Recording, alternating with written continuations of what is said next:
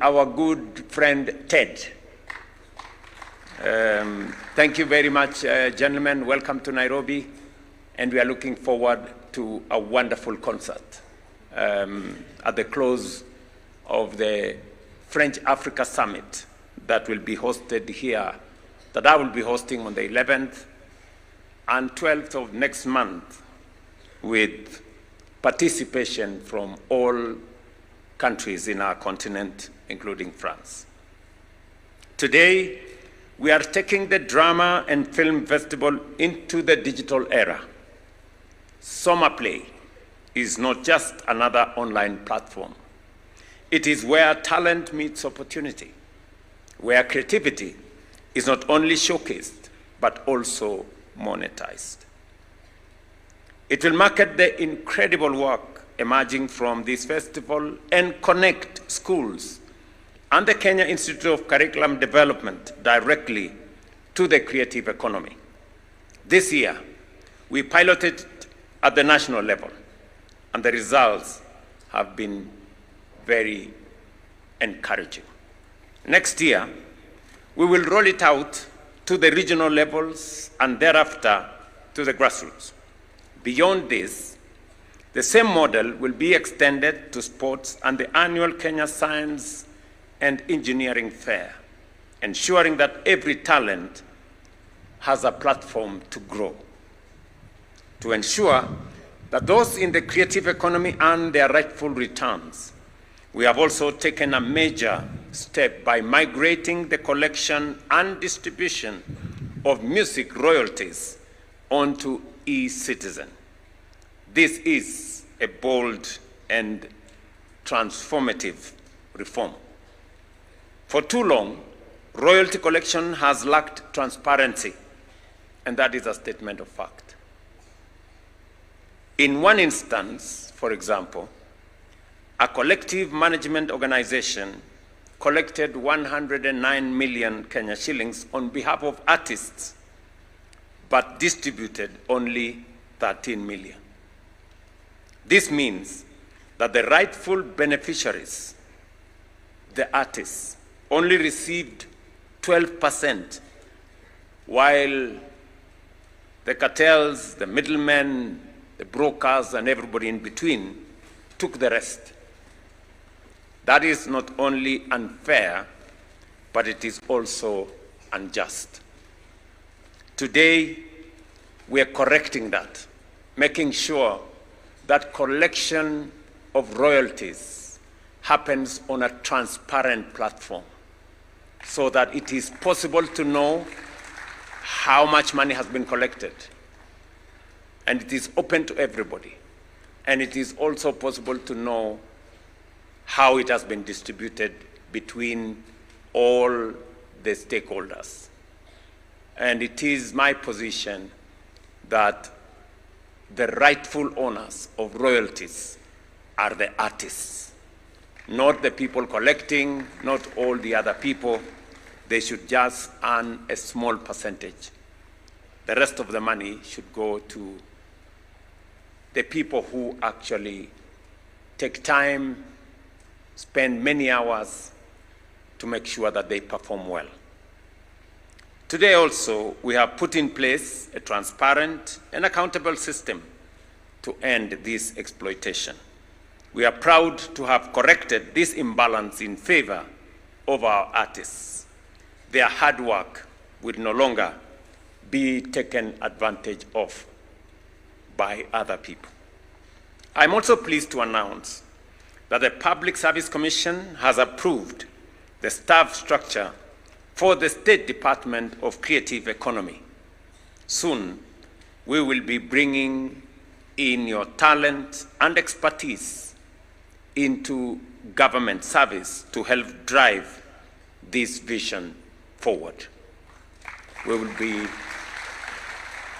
looking out for artists, people with the expertise, people with the knowledge, people who are in the mix of things, to work on the side of government to make sure that the creative industry receives correct, adequate government attention.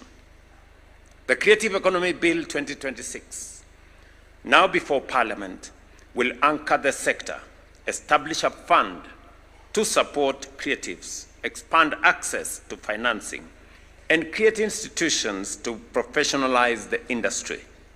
It will also enable government to invest in large-scale productions because telling our own stories at scale is no longer optional.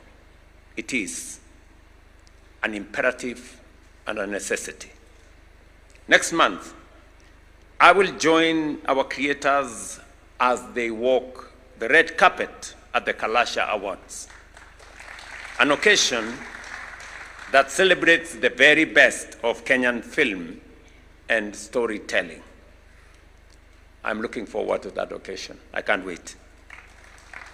In recognition of the immense talent we have witnessed here today, I have directed the Kenya Film Commission to introduce at the Kalasha Awards a dedicated category for student films, particularly those emerging from festivals such as this, so that our young storytellers can be seen. You know, do you remember Riziki here with the gari? Mnakumbuka hapa Riziki? Yes.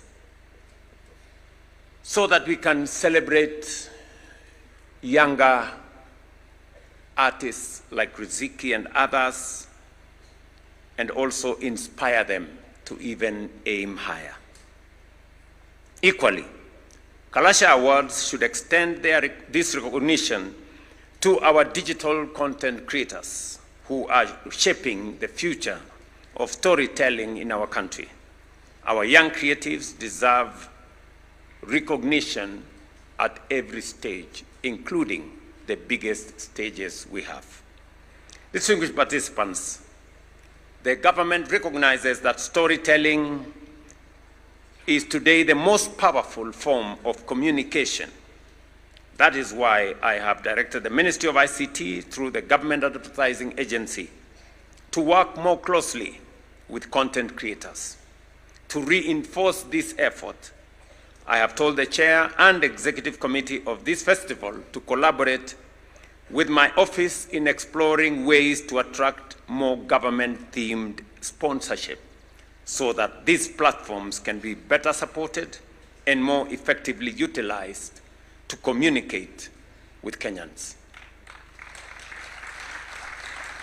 While traditional advertising remains relevant, we must adapt and communicate in ways that are authentic, relatable, and impactful. We have spoken for long about allocating 30% of government advertising to creatives. This year, I expect measurable progress. I've directed that monthly reports be submitted and that this commitment be integrated into performance contracting. If we are willing to invest heavily in advertising, then we must do so on platforms that shape minds and culture. We must channel resources into drama and music festivals, and even into branding spaces within our school systems where young people learn, engage, and influence one another. I agree with the chair of this great event that there is need for greater predictability in funding this major event. I am informed that from the grassroots, the people who have participated in the initials, all the way at the grassroots, around 4 million young people have been involved. And at the national event, the one that is culminating today, about 20,000. That is big. And because we have now finally agreed on the 3 pathways under the competence-based education, this is no longer a co-curricular activity. This has to be mainstreamed into government budgeting. I know we have friends and partners who have worked with us, who have supported this event all along, and I want to, on behalf of the children of Kenya and government of Kenya, to appreciate the partners that have supported this festival. But I want now to transition that this now becomes a budgetary item in the Ministry of Education to make sure that there is predictable funding and to make sure that this, having been mainstreamed into the competence-based education as a learning pathway, that the adequate resources be funded and be found and be included in the budgeting process. These festivals are living classrooms of creativity, bringing together some of the most gifted young scripters, performers, and storytellers. However, there has been growing tension on how to integrate independent creatives into the system. You remember those people called Mamluki? The people who are good creatives, but they are not necessarily in the school system because either they are products of what we see here today, but they are neither teachers or in the school system. I want to ask that these good people should not be excluded. Rather, they should be mainstreamed. They should be mainstreamed within festival cycles because they are not teachers and are not registered by the Teachers Service Commission, and sometimes they have operated in very unclear spaces. While this raises legitimate concerns about standards and student welfare, it is equally true that they have significantly enriched this festival in many ways. These creatives, in many ways, are the very product of this festival. They have elevated performances, sharpened scripts, and transformed this platform into a vital seasonal source of employment for many young talents. It would be inconsistent for this festival to invest in training, nurturing, and developing this talent only to leave it without a clear pathway for growth and inclusion.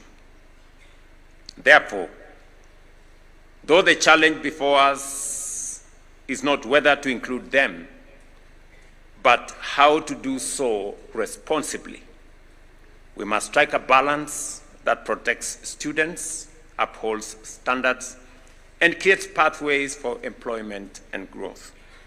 I therefore call upon KICD, the Kenya Cultural Center, the Festival Executive Committees, and relevant ministries to develop clear guidelines for vetting, accrediting, and engaging these talents. Let us build a system that is both safe and enabling, one that recognizes talent, nurtures it, and gives it legitimate space to operate and to contribute to our collective success. So, hawa mamluki mtawatafuta, lakini muwapange vizuri so that we can also include their contribution, bring on board their expertise and talent, but in a way that is organized and in a way that is predictable and that maintains standards and also keeps our students and children safe.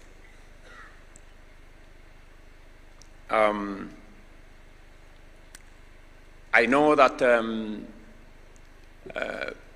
this is a very robust space in music and art and drama and film, and that is how it should be.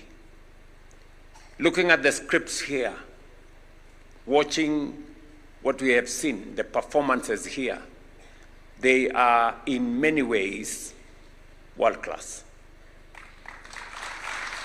Certainly, they are better than Afro cinema. Certainly. And I think we can take this to the next level. We are a world-beating sports nation in terms of many sports.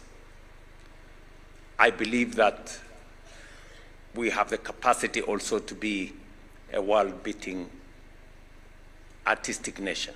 I think we have that capacity. And therefore, our men and women, children, performers in that space, with the proper architecture we are putting in place, will go places. As I have said, we continue to harmonize this space. I'm very proud of the steps that we have taken. I am equally proud of the clarity that we have brought. I know 3 years ago, we had a good measure of confusion. Parents weren't sure, teachers weren't clear, students were in a space that was not predictable. And I want to thank all the stakeholders, including the Presidential Working Party, that worked on this curriculum so that we can bring clarity to the competence-based, what was then competence-based curriculum. And we have worked on it, worked with all the stakeholders. I must thank parents and teachers and all the other stakeholders that came through so that we can, with clarity, implement an education system that doesn't create failures out of our children, but gives every child a chance and recognizes the different talents and the different capabilities of our children. Today, our children in STEM have a great opportunity, and we continue to improve on that space. I've just created a State Department for Science, Innovation, Technology to continue to build the capacity of our children in that space, in the sciences and the mathematics and that space. But equally, we have now a clear pathway for our children in arts and sports. Again, that will receive government support. We are building infrastructure to support the sports and science space. We are building stadia. We are building theaters. We've just concluded a program with Kenya Railways and a big company that we signed here last week that is going to have a big performance stage right here in Nairobi as we do it across the country. So the clarity with which our education system now has on sciences, on languages and business, and now on arts and sports gives a fair chance to every child in Kenya to pursue their talents, to pursue what they are capable of doing without being restricted and forced into pathways that they may not be good for. So I'm very happy with the clarity that we have.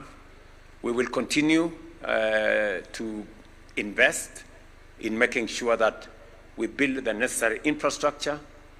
Over the last 3 years, recognizing that it is important for us to invest in our education, because any resources we put in the education of our children is not a cost to us. It is an investment that we are making, because that is where the future of our country is, and we are investing in the single most important resource we have as a country, our human capital.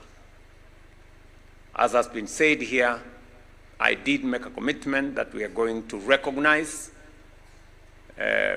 teachers, trainers in this space, both in music and in the whole art space, including drama, and give them the necessary recognition and promote them. As has been said here, we have promoted 450 at one instance, another 400, I think now 800 and something, just in this space, but promoted close to 100,000 teachers in the last 3 years to give recognition to our teachers, apart from employing more teachers. We have employed close to 100,000 teachers now. By the end of this year, we will employ another 20,000 teachers. We have also built 23,000 classrooms, and we have worked with the vice chancellors here. I have had many meetings with them on making sure that we have a funding model for our universities and our TVETs that is based on merit and based on need. And that has changed completely the funding to our universities, and the challenges that we had